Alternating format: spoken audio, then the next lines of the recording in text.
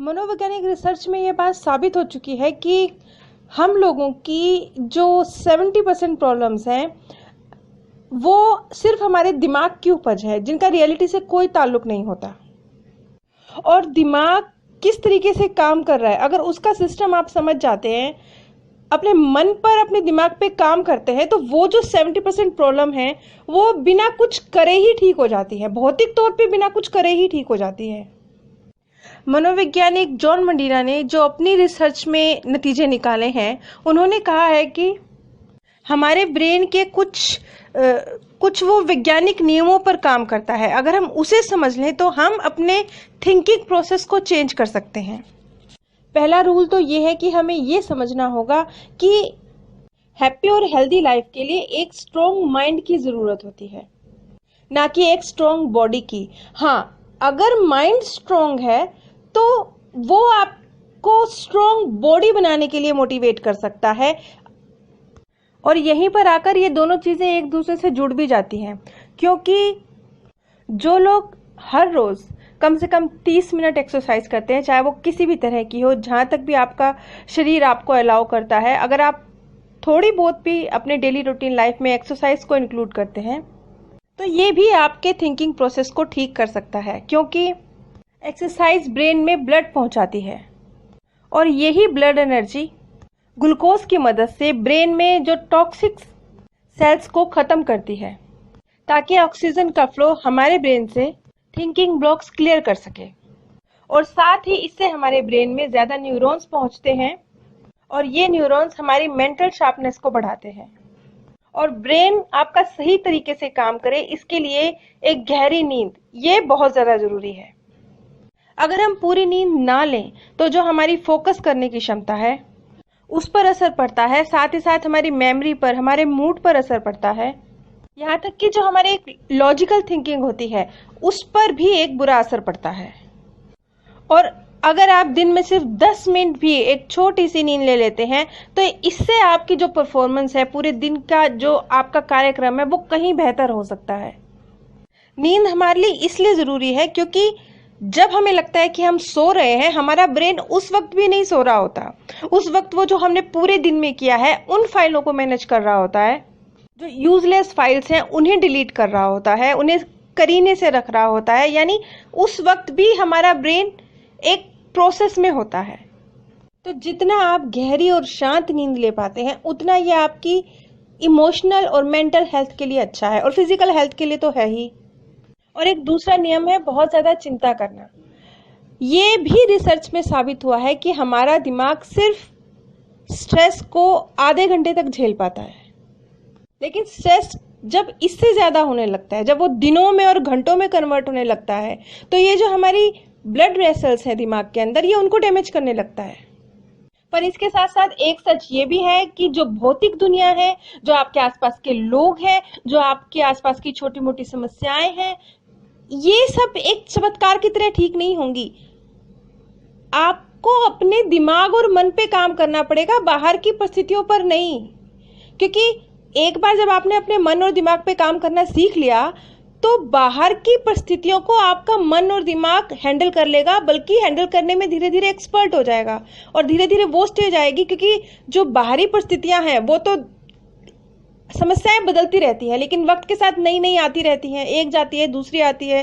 तो अगर आपने अपने मन और मस्तिष्क को स्ट्रेस ना लेने की ट्रेनिंग दे दी है तो जो आपके बाहरी जीवन की समस्याएं हैं वो आपके ऊपर असर डालना बंद कर देंगी। क्योंकि ये चीज़ की एबिलिटी तो आपको खुद में ही पैदा करनी पड़ेगी, क्योंकि बाहर की दुनिया कितनी मर्जी चेंज हो जाए ये परिवर्तनशील है। यहाँ पे फिर कभी कोई और समस्या होगी, उससे निपटने के लिए फिर क्या आप चिंता करेंगे। लेकिन अगर आपने अपने ब्रेन को ट्रेनिंग दे दी है तो फिर उसके बाद फिर आपका ब्रेन अपने आप हर चिंता को मिटाने का रास्ता खोजने लगेगा, फिर ये उसका काम है। आज तक हमें स्कूलों में ये पढ़ाया गया कि ब्रेन इस तरीके से कार्य करता है, जबकि अब जो नई रिसर्च हुई है उनमें से ये निकल के आया है कि हर व्यक्ति का ब्रेन अलग अलग तरीके से कार्य करता है। क्योंकि हर इंसान के दिमाग की वायरिंग अलग होती है। और ये वायरिंग कैसे बनती है, ये एक लंबे समय में आपका जो थिंकिंग प्रोसेस है, जो स्ट्रेस लेने की या ना लेने की आपकी जो आदत है, इसकी वजह से ये दिमागी वायरिंग चेंज होती है। और ये जो दिमागी वायरिंग है, ये आपके तौर तरीकों पर असर डालती है। यानी कि सबका दिमाग एक जैसे नहीं है, सबकी दिमागी वायरिंग अलग अलग है।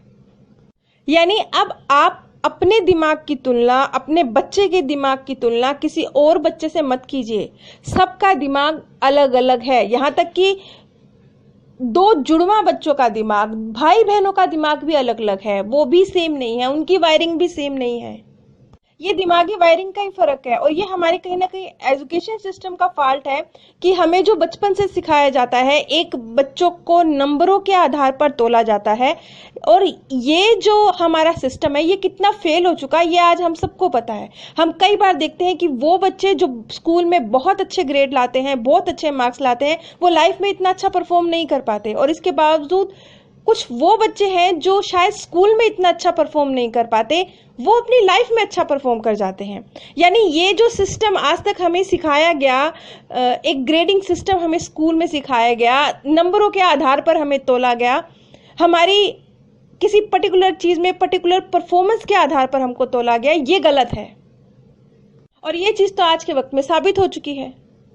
और ये भी एक इंसानी फितरत है, हमारे दिमाग का एक काम करने का तरीका है कि हमारा दिमाग सिर्फ उन चीज़ों पर अपना ध्यान केंद्रित रख पाता है जिन चीज़ों से उसे किसी न तरह का फ़ायदा पहुंच रहा हो। चाहे वो धन का फ़ायदा हो, चाहे वो अपने अंदर इम्प्रूवमेंट पैदा कर रहा हो, चाहे वो उसे हैप्पीनेस दे रहे हों।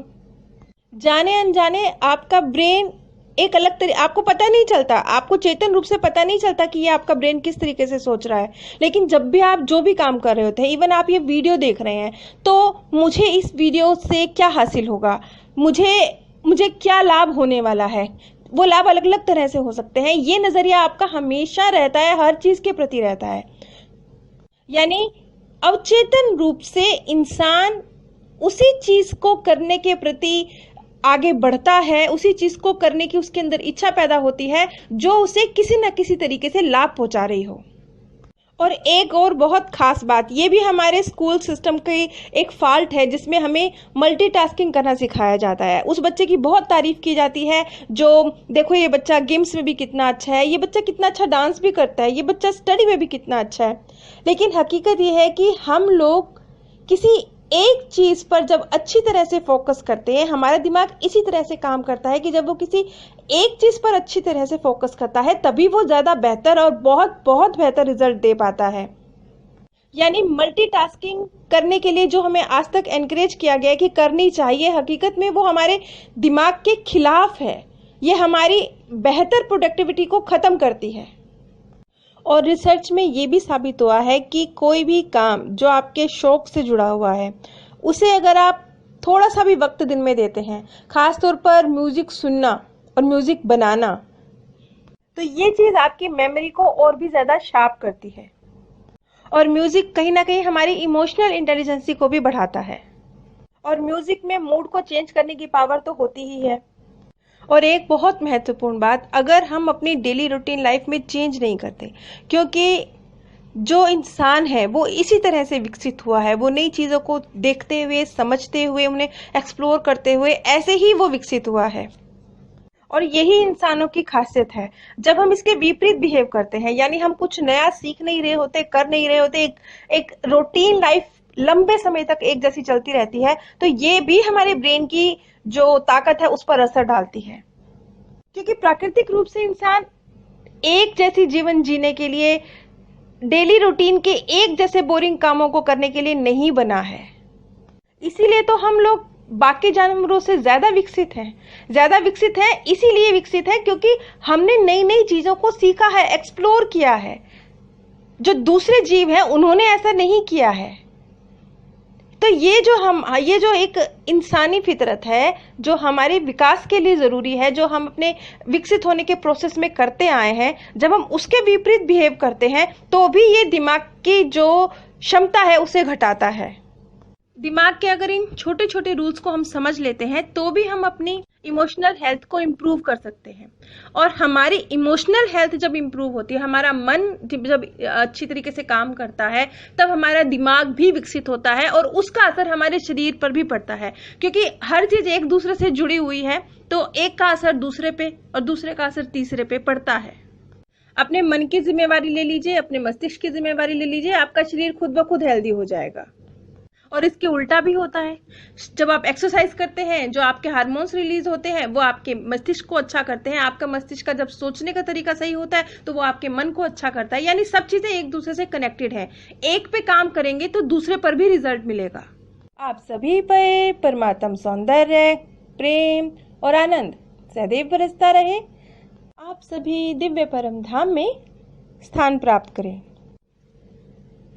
मनोवैज्ञानिक रिसर्च में ये बात साबित हो चुकी है कि हम लोगों की जो 70% प्रॉब्लम्स हैं वो सिर्फ हमारे दिमाग की उपज है, जिनका रियलिटी से कोई ताल्लुक नहीं।